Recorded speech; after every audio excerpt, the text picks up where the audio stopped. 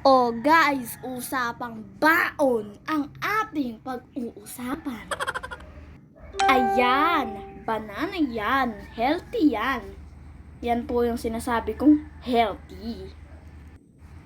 Tapos masarap pa yan. May kapartner pa yan, kalamansi juice.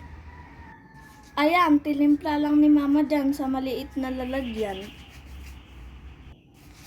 Siyempre, pagkagising ko, kakain ako. Oops, nag-toothbrush muna pala. Tapos, bihis na. Pagkatapos kumain, tapos aalis na niyan.